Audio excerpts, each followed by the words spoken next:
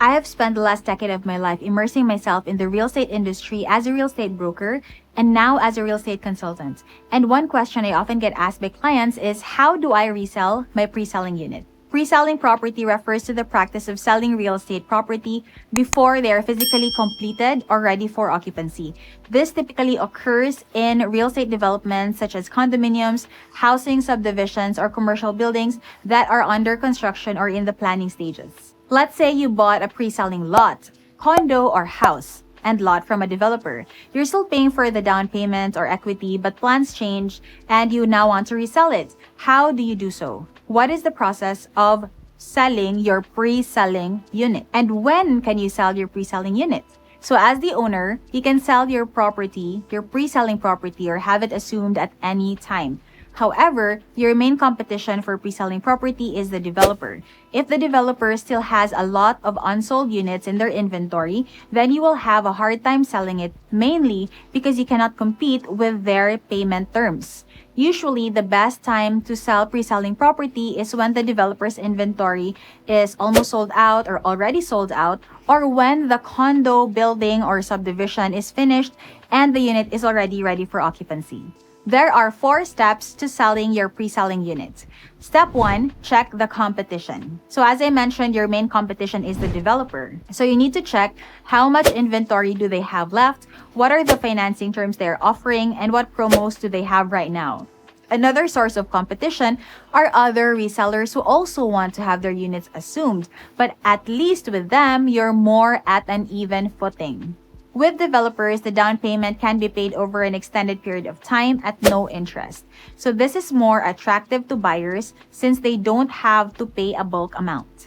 Checking the competition will help you set your expectations as to how soon you can sell your units. If there's still a lot of inventory left, then it might take a while. But if the developer is already sold out, then you have a much higher chance of getting your units sold faster since buyers will have no more choice but to consider the available units for assume. For example, a client of mine wanted to put her 2 studio units at Mesa Verde, which is a condo in Cagayan de Oro, on rush sale. So at the time, the inventory under the developer was almost sold out, plus her units were already ready for occupancy, although they had not been turned over to her yet since she was still in the middle of paying for the down payment. So in 2 weeks, she was able to sell her 2 units, which is fast already. So the selling price of Sibulan Masters the developer had for 2 units at the time was about 2.5 million, and she just sold hers for 2.1 million since she was in a hurry to sell.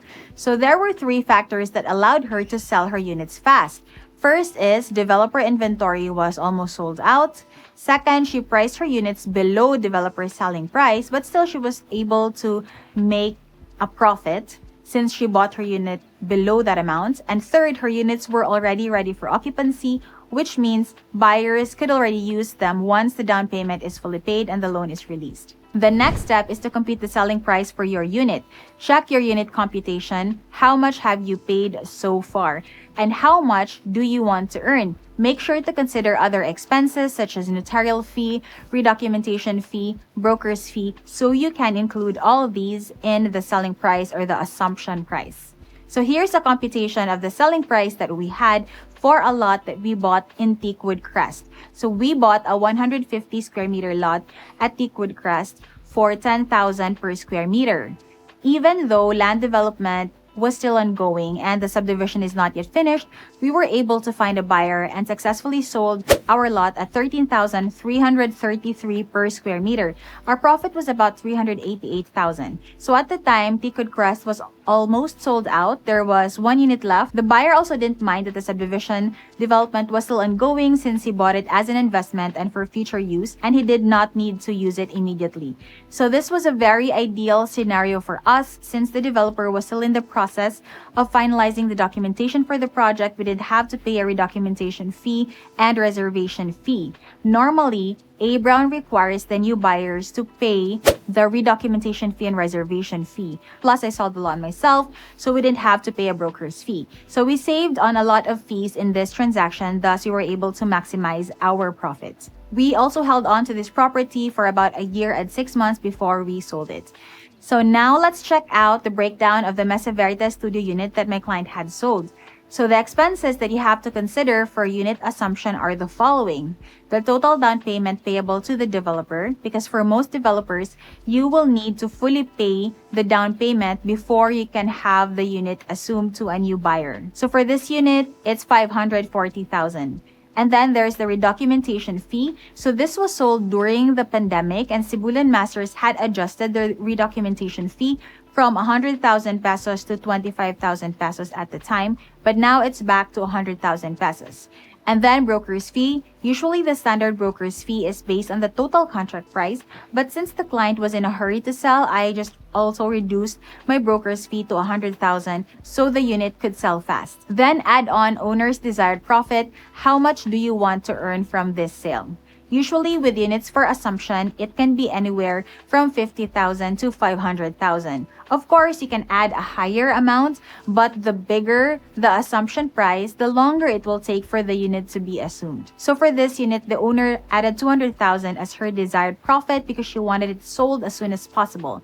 And then we have the notarial fee. Again, this can be adjusted depending on the attorney. So add everything up and you get your assumed price for this project. For this unit, it was about 870,000 pesos. So this means that the buyer's initial investment for this unit was about 870K, including all taxes and fees, plus the 1.3 million loanable amount, which the buyer will have to apply at the bank for. Of course, we will be assisting the buyer with their home loan process. So once the loan is released, the buyer will then start paying the bank the monthly amortization.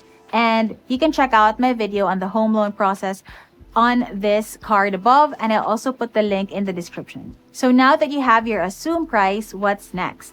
The third step is to list your unit. So now it's time to find an experienced real estate broker to list and market your unit. Real estate brokerage is a full-time job, especially if you want to do it well. So it would make sense to have your property listed with a good agent to make sure it gets maximum exposure and gets offered to the right buyer.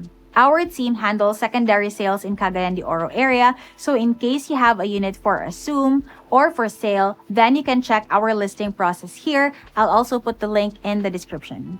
Another thing to consider is who can open the unit for site visits. So you can assign a representative to do this for you, especially if you're busy with work, don't have the time to do it yourself, or you're based abroad.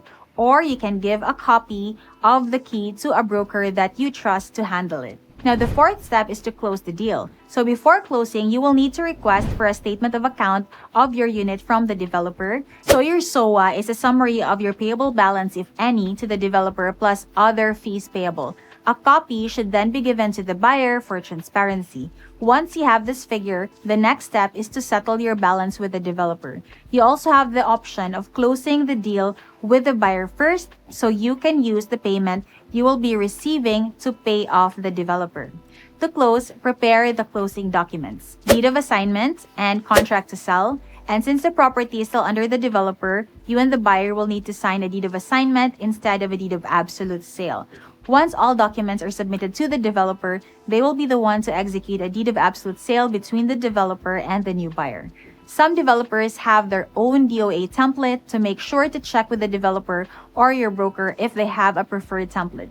If they don't, then you can have your attorney draft the deed of assignment. The next step is to set a meeting with your attorney, the buyer, and the broker to meet for closing. During closing, the buyer and the seller will be signing the closing documents, which are the deed of assignment and the contract to sell, and then the buyer will pay the assumed price either in cash or a manager's check. The fifth step is to submit all the signed and notarized documents to the developer.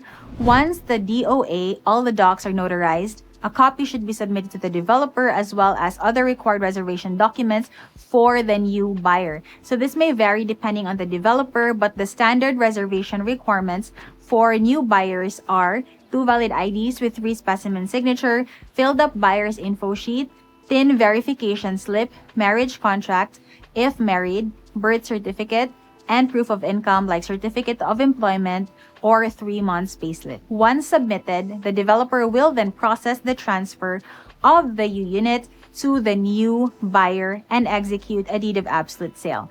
And you're done. That's the whole process. Congratulations on having your pre-selling unit assumed.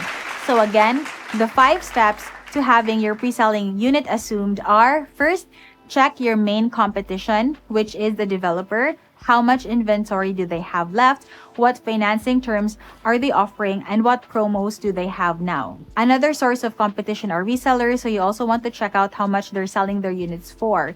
So you're at least more at an even footing with them. So step number 2 is compute the selling price or assumed price of your unit. Check your unit computation. How much have you paid so far and how much you want to earn. Make sure to consider other expenses such as notarial fee, redocumentation fee, broker's fee. So you can include all of these in the assumed price or the selling price. The third step is to list your unit. So find an experienced real estate broker to list and market your unit. Again, real estate brokerage is a full-time job, especially if you want to do it well. Fourth step is close the deal. Before closing, you'll need to request for a statement of account or SOA of your unit from the developer and then prepare the closing docs. And fifth step is submit the notarized documents to the developer. So the developer should have a copy of the notarized deed of assignment and as well as other required reservation requirements of the new buyer so they can process the transfer from your name to the buyer's name. And that's it for today's video. If you found this video interesting, all I ask for is a subscribe. And as always, I will see you in my next video.